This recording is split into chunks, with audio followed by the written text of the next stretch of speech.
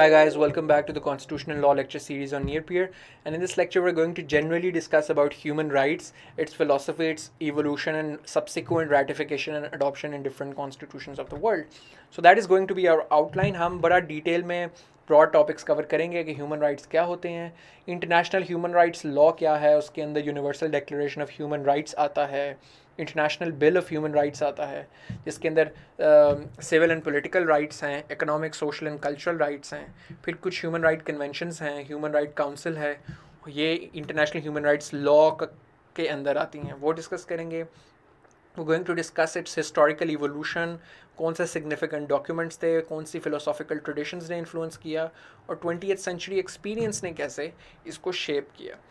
Then we're going to discuss the three generations of human rights philosophy that have emerged from the Enlightenment tradition of the 17th and 18th century that pertains to negative liberties, then the socialist tradition that pertains to positive liberties, and then solidarity rights. Then we're going to talk about constitutional ratification by countries and human rights and the Constitution of Pakistan.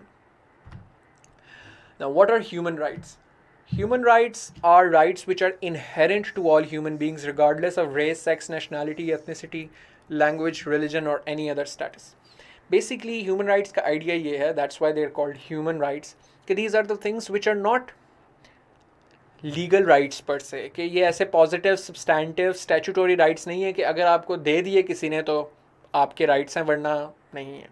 The idea is के just by virtue of being a human, क्योंकि आप एक इंसान की हैसियत से पैदा हुए हैं और आप इंसानों की स्पीशी से आपका ताल्लुक़ है, तो इस वजह से कुछ राइट्स, inalienable राइट्स आपको मिल जाते हैं. There are certain rights which you automatically become entitled to the moment you are born into a human household. Till the day you die, you are entitled to certain rights, और वो rights inalienable हैं, यानी वो आप उनको आप हटा नहीं सकते. They are not alienable, उनको अपने से जुदा नहीं कर सकते, वो आपका हिस्सा हमेशा रहेंगे. ये philosophy है, ये idea है human rights का, that they are commonly understood as inalienable fundamental rights to which a person is inherently entitled simply because he or she is a human being and which are inherent in all human beings. These are the moral principles and norms that describe a certain standards of human behavior and they are regularly protected as natural and legal rights. तो ये inalienable हैं, standards of human behavior इसने set किया, but obviously क्योंकि enforcement के लिए हमेशा एक लीगल मैकेनिज़्म चाहिए होता है, तो दुनिया भर में इंटरनेशनल लॉ के बाद फिर रीजनल लॉ में भी जो कॉन्स्टिट्यूशनल लॉ है उसके अंदर they are protected as natural and legal rights in constitutions. Human rights include the right to life and liberty, freedom from slavery and torture, freedom of opinion and expression, the right to work and education, and many more. Everyone is entitled to these rights without discrimination. अब international human rights law को discuss करते हैं. Basically the international human rights law lays down the obligations of governments, के हुकूमतों की क्या obligations हैं, to act in certain ways to provide these rights और to refrain from certain acts. ये जो हमने पॉजिटिव लिबर्टीज़ की बात करते हैं कि एजुकेशन वगैरह प्रोवाइड करें and refrain from certain acts, इसमें हम नेगेटिव लिबर्टीज़ की बात करते हैं कि लोगों की जान माल की ना उनसे छीने, उनका तहफ़्फ़ुज़ करे, लोगों की प्रॉपर्टी उनसे स्नैच ना करे, लोगों को इलीगली डिटेन ना करे, in order to promote and protect human rights and fundamental freedoms of individuals and groups.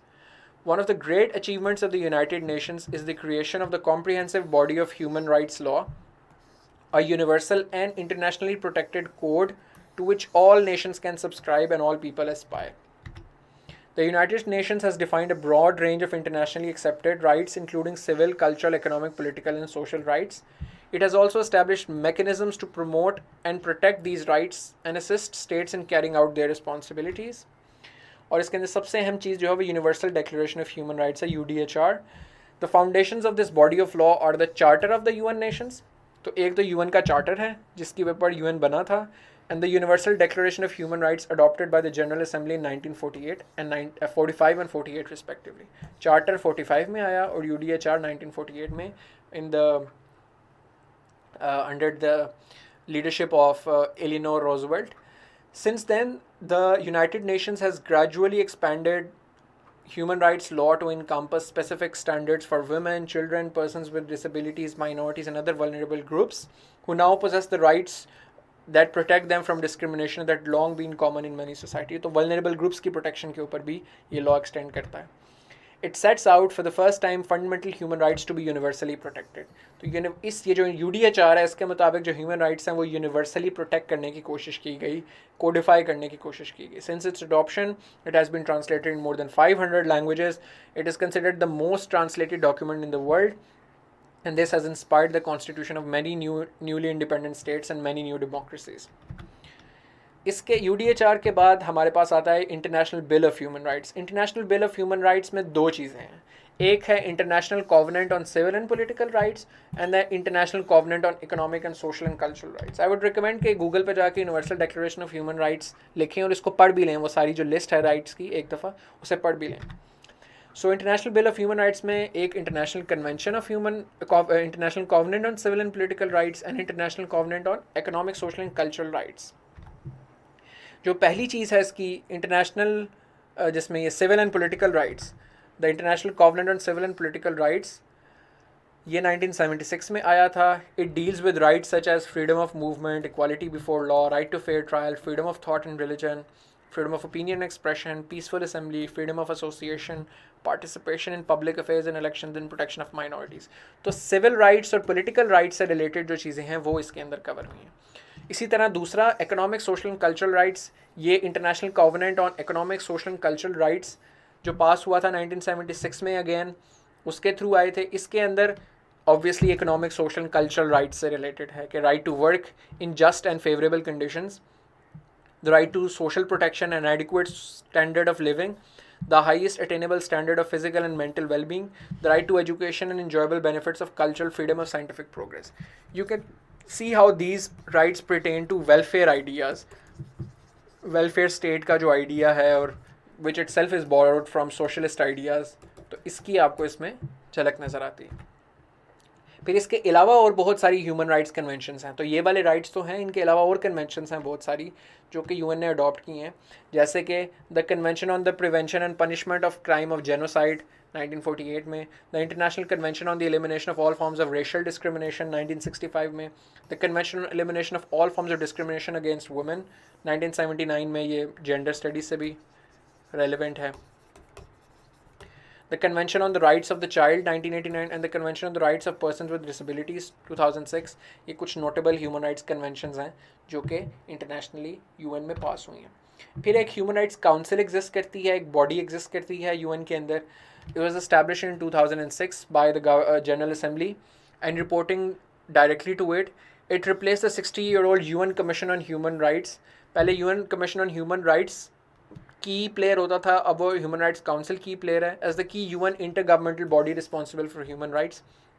It is made of 47 state representatives and is tasked with strengthening the promotion and protection of human rights around the globe by addressing situations of human rights violations and making recommendations to them, including responding to human rights emergencies. It also takes universal periodic review. It involves a review of the human rights record of 192 UN member states every 4 years. तो हर 4 साल के बाद जो UN की 192 total member states हैं, तो हर 4 साल बाद उन सब का एक यूनिवर्सल पीरियोडिक रिव्यू करता है ह्यूमन राइट्स के ऊपर ह्यूमन राइट्स काउंसिल. अब इसकी हिस्टोरिकल इवोल्यूशन किस तरह हुई उस पर बात करते हैं. तो कुछ सिग्निफिकेंट डॉक्यूमेंट्स हैं जो जिन्होंने ह्यूमन राइट्स को प्रमोट किया.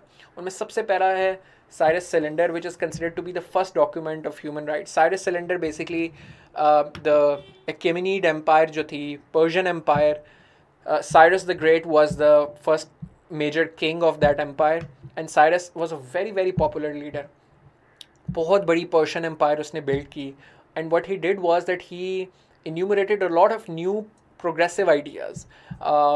Cyrus के टाइम से पहले जो if you guys know a little bit of the religious history, so Jews basically after Moses peace be upon him, हज़रत मूसा अलैहि सलाम की जब आमद हुई इजिप्ट में, इजिप्ट के बाद वो जो उन्होंने सफ़र किया पूरी वो ट्राइब्स को लेकर, ज्यूइश ट्राइब्स को लेकर, 12 जो ट्राइब्स ऑफ इसराइलाइट्स थे उनको लेकर वो गए कनान में.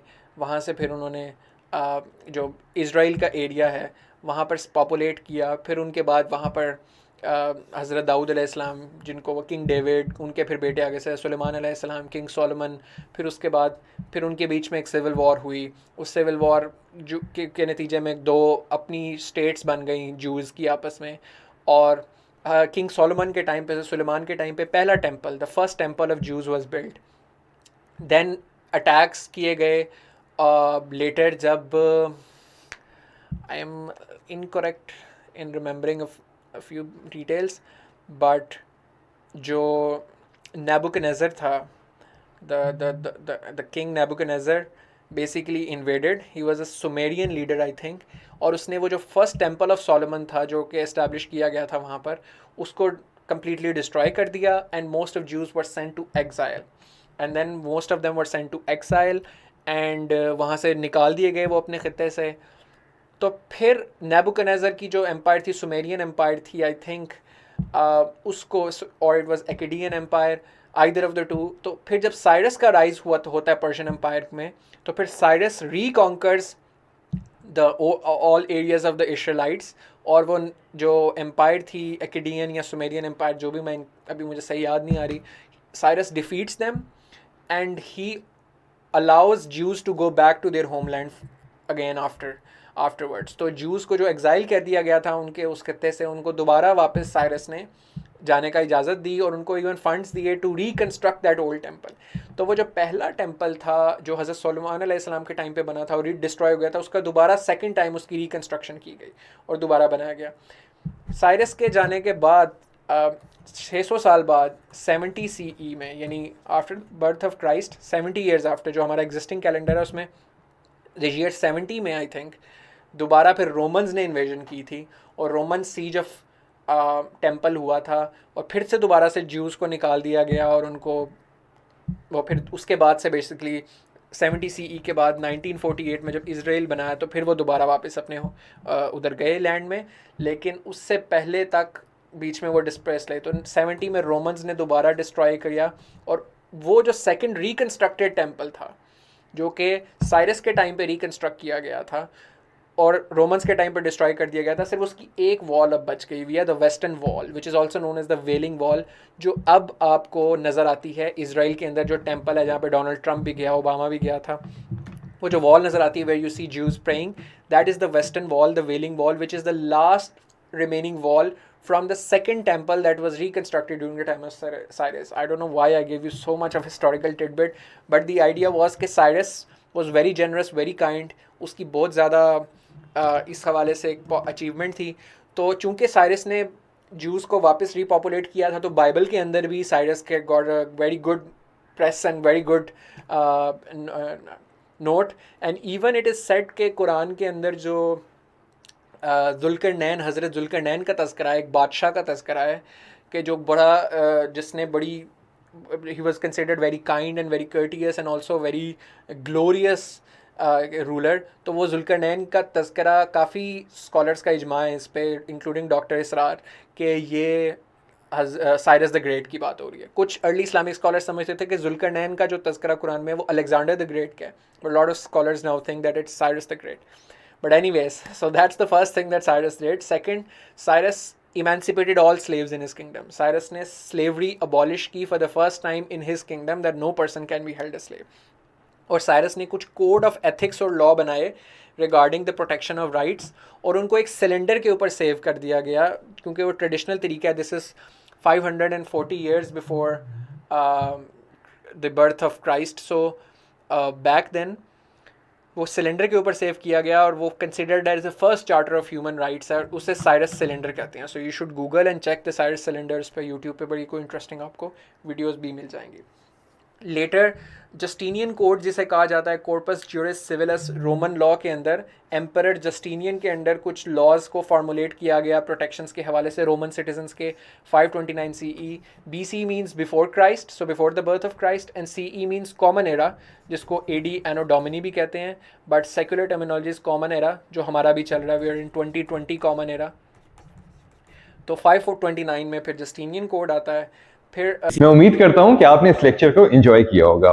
कंप्लीट लेक्चर नियर पियर की ऐप जो प्ले स्टोर से या ऐप स्टोर से आप डाउनलोड कर सकते हैं, या फिर वेबसाइट www.nearpeer.org के ऊपर आप देख सकते हैं। YouTube के ऊपर सारे के सारे लेक्चर जो है वो स्कैटर्ड होते हैं, कोई कहाँ पढ़ा है कोई कहाँ पढ़ा है, तो एक फ्लो नहीं बन पाता पढ़ाई का। लेकिन वेबसाइट के ऊपर ऐसा हरगिज़ नहीं है।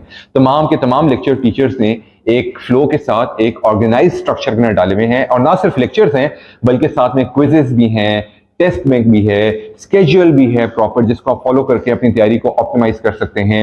एआई बॉट है जिससे आप कोई भी सवाल करें तो 30 सेकंड के अंदर अंदर आपको जवाब मिल जाता है। 24/7 टीचर का एक्सेस है, लाइव सेशंस का पूरा स्केड्यूल है, तमाम वो चीजें जो आपकी तैयारी को पक्की बनाने में आपकी हेल्प कर सकता है। अगर आपका कोई भी सवाल, कोई भी क्वेरी, कोई भी कंफ्यूजन है तो feel free to drop us a WhatsApp on the given number. हमारे काउंसलर्स हर वक्त इंतजार में बैठे होते हैं कि वो किस तरह से आपकी बेहतरीन तरीके से मदद कर सकते हैं। All the best.